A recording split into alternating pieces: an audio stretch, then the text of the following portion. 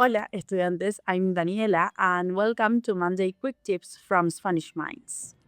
And I'm Will and Daniela. I've been exploring how Spanish poetry can supercharge vocabulary learning and also cultural understanding. Plus, I think memorizing simple poems, it just seems like an amazing way to kind of internalize rhythm and flow of the language. Exacto. Poetry is like a secret weapon from language learning, but there's a specific approach that makes it incredibly effective. Exactly. So, in this quick tip, and Daniela is going to share emotions first, words second. This method that will help you connect Spanish poetry and boost your learning at the same time. Well, even give you some perfect starters poems to memorize. Vaps.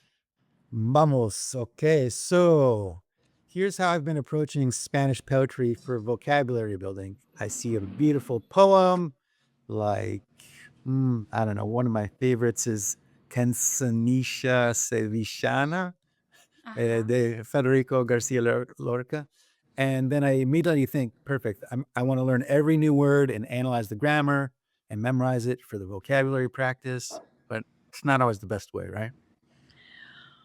Well, your enthusiasm is wonderful. Not everyone loves poetry, but you're missing the most powerful part. When students jump straight to analysis, they bypass the emotional connection that makes poetry stick in your memory.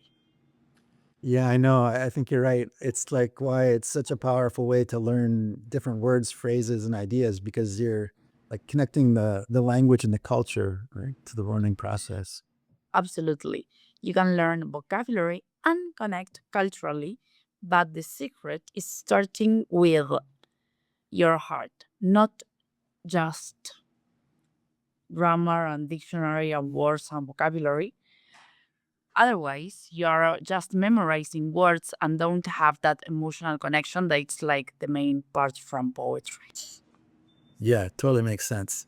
Here's the approach that transforms poetry into a learning super powerful tool.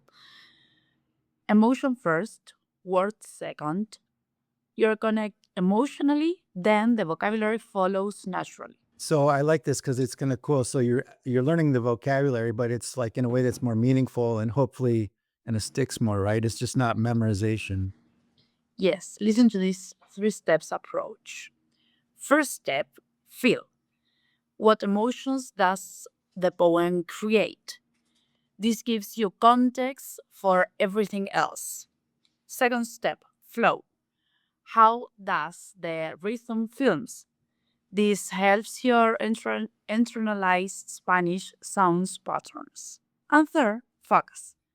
Now learn the vocabulary that carries those emotions. It'll stick much better. Yeah, I really love this. It's like when I memorize poems this way, I'm just not learning the words. I'm actually learning how Spanish speakers express emotions and ideas. Exacto. When you memorize words after feeling a poem, those words carry emotion weight. They become part of you, not just vocabulary cards. Yeah, I think it's brilliant, Daniela. So, like EFF, emotion, flow, focus. It helps me learn more effectively. And I also get to enjoy the process, right? Poetry becomes your cultural and linguistic teacher all at once. Next, let me show you with a perfect beginner poem. I want you to experience this Lorca piece first emotionally, then we'll see how the vocabulary learning flows. Okay, perfect. I'm ready. Verde que te quiero verde, verde viento, verdes ramas, el barco sobre el mar y el caballo en las montañas. Wow. Okay, Hermosa. I feel this kind of dreamy, like almost hypnotic longing, like kind of repetition of verde. It's like very mesmerizing. It has this hypnotic, mesmerizing effects. This is a perfect point to start. Now look how easily the vocabulary becomes when you have that emotion foundation. Yeah, that phrase, verde que te quiero verde. It's like there's like a rhythm to it I really like, and I can feel it, and it means like green, how I love you green, right? The longing makes perfect sense. Exacto. And look, this beautiful image, el barco sobre el mar, the boat on the sea. You can visualize it because you felt the dreamy mood first. Yeah, totally. So it looks like you've got like four kind of keywords that you can kind of focus on here, like verde, quiero, viento, amar, right? Yes, and are really easy words. Cool. I mean, I feel like more confident with this vocabulary. Like it's just going to stick because I've got like these mental images of the words that I can, put in my long-term memory, and I feel this connection. So this is great.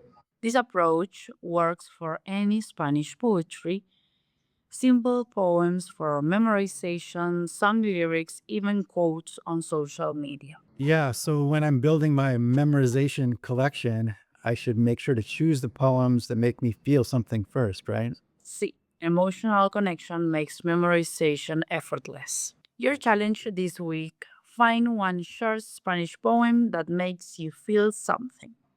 Share your three emotional words with Spanish Minds Poetry, and we'll see what moves you. Next, start memorizing that poem using the emotional as your guide. And remember, when poetry touches your heart, Spanish becomes part of your soul. Yeah, so I'm going to leave you with one of my favorite poems that I memorized a while back. I'm not going to memorize it today, but I think it's a great poem for beginners. And uh, Daniela really helped me with the pronunciation on this. So here it goes. Cancioncilla Sevillana de Federico García Lorca. Amanecía en el rangel, abejitas de oro buscaban la miel. ¿Dónde estará la miel? Está en la flor azul, Isabel, en la flor del romero aquel. Sillita de oro para el moro, silla de oropel para su mujer. Amanecía en el rangel. Gracias, Daniela. Gracias, chicos. Nos vemos en la próxima. Nos vemos.